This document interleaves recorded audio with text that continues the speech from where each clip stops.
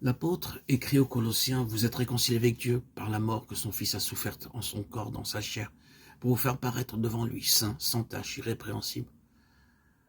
C'est donc par la croix que doit passer à son tour celui qui est réconcilié avec Dieu. C'est par la croix qu'il peut entrer dans ce royaume où Christ le présentera au Père, saint, sans tache, irrépréhensible.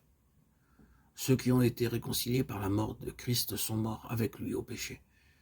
Il crucifie ses pensées, ses œuvres, ses désirs mauvais qui, autrefois, les séparaient de Dieu.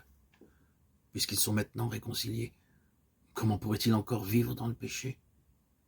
Ce message de paix par le sang de Christ, de réconciliation avec Dieu, par la mort que Christ a soufferte en son corps, entraîne avec soi non seulement la délivrance de la culpabilité du péché, mais aussi de sa puissance. En d'autres termes, avec le pardon des péchés commis antérieurement, nous trouvons en Christ la libération de l'esclavage du péché. L'apôtre Pierre, lorsqu'il annonce les souffrances du Christ, tient un langage identique à celui de l'apôtre Paul. Il écrit dans sa première épître, « Il a porté lui-même nos péchés en son corps sur le bois, afin qu'étant mort à nos péchés, nous vivions pour la justice. » 1 Pierre 2,24. Mort à nos péchés.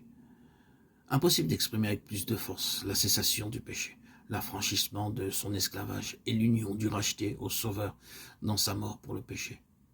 Le Seigneur a porté nos péchés en son corps sur la croix. En lui, nous sommes donc morts au péché. Puis, fait participants de sa nature divine, nous vivons désormais pour la justice, par la puissance du Saint et du Juste qui vit en nos cœurs.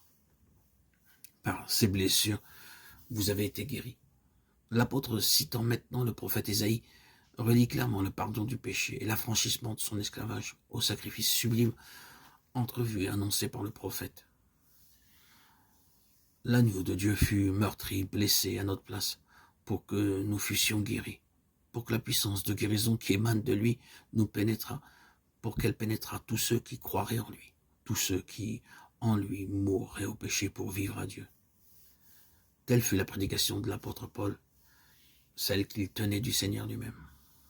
Telle fut aussi la prédication de Pierre, l'une et l'autre, confirmant celle des apôtres au jour de la Pentecôte. Et l'Église s'est appauvrie de façon incalculable en séparant ces deux aspects du message de la croix, le pardon du péché et l'affranchissement du péché. Le salut en Christ et la sanctification. Cette délivrance de la puissance du péché, l'apôtre Paul n'enseigne pas qu'elle puisse être uniquement le partage de ceux qui sont arrivés à un très grand développement spirituel. Au contraire, dans son épître aux Romains, nous voyons que, s'adressant aux nouveaux convertis, il leur parle de la mort avec Christ, comme d'une expérience élémentaire. Il est surpris de leur ignorance sur ce point. La communion à la mort de Christ étant le seul moyen d'avoir part à sa vie, d'être rendu capable de marcher en nouveauté de vie.